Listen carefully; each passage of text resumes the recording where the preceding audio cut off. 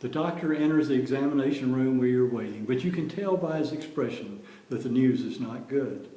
After several minutes that seem like an eternity, the doctor tells you that he has reviewed your test results, and they're not favorable as he had hoped. The chemo and the radiation have been ineffective, the cancer has spread, and there is absolutely nothing else that can be done. This is almost more than you can process, but you finally work up the courage to ask the question for which you are afraid to receive the answer. How long do I have? And the doctor responds, probably a few weeks, 6 months at the very best. Well, as the seriousness of this situation begins to sink in, so does the panic and the fear. What do you do now? How do you go about dying? Who do you turn to for help at a time such as this? Well, your answer may come from what some people have called angels of mercy. I'm speaking of a very unique healthcare organization that ministers to those who have been diagnosed with a terminal illness. It's called hospice. Hello, my name is Ron Daniel, and today I am standing in front of a beautiful stained glass window in the chapel of a place called Tranquility. And Tranquility is a hospice inpatient unit where I serve as hospice chaplain. Today I'm going to introduce you to hospice, to its origin, to its purpose as it functions today, and to some of the many benefits and services that it provides not only to terminally ill patients, but to their families as well. Well, how did hospice originate? Well, the concept of hospice actually began several centuries ago, with some historians believing that there were actually facilities serving as hospices as early as the 11th century. And as Christianity began to spread across Europe, seriously ill people were taken in by monasteries and nunneries, and the monks and the nuns and the compassionate lay people would care for them until they died. And toward the end of the 19th century, hospices became the designated facilities for the care of terminally ill patients in England and in Ireland. However, it wasn't until 1967 that the modern-day concept of hospice was established by Dame Cicely Saunders in England. And this concept spread to the United States in the 1980s. But most of the hospices at that time were run and manned by volunteers. However, when Medicare authorized financial support for hospice patients, hospice soon became a professionally staffed entity that gave specialized care to the terminally ill, both in their homes and in inpatient units such as the one where I'm standing today. Well, now that you know the origin of hospice, let me define its purpose a little more clearly. While the scope of hospice care has expanded over the years, its basic purpose remains the same as it was at its beginning.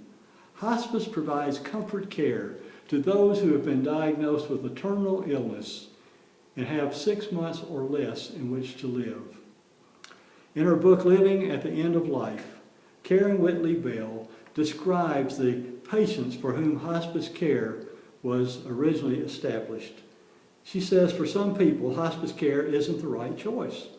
But for others, there are no more treatments, no more surgeries, no more medicines that might offer a cure. For still others, the consequences of pursuing additional treatment or surgery may just be more than they want to go through.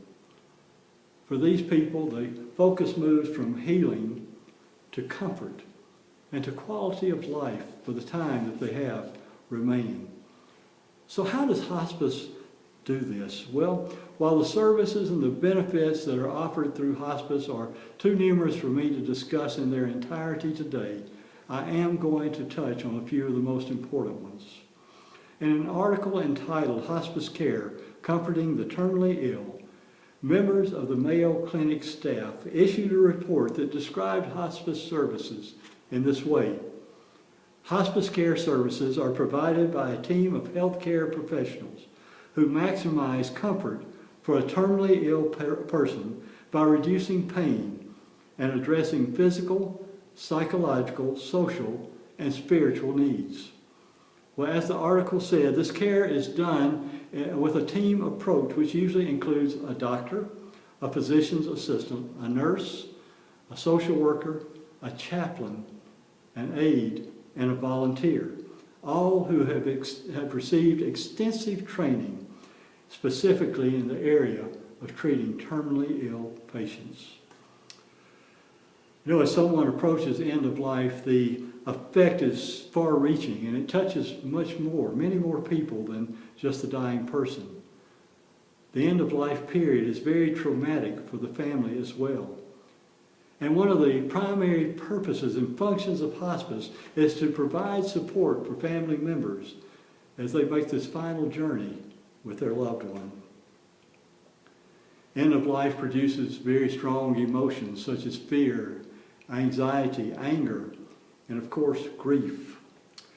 Often the patient and the family members are in denial of the diagnosis and sometimes in denial of the eventual outcome of the patient's illness. Sometimes there are unresolved family issues, spiritual questions and doubts, and even financial stress is brought on by the illness of the patient. Assistance can be provided with arrangements for burial and cremation, funeral service, and memorials. And the hospice team works together with the patient and the families in addressing and dealing with these issues.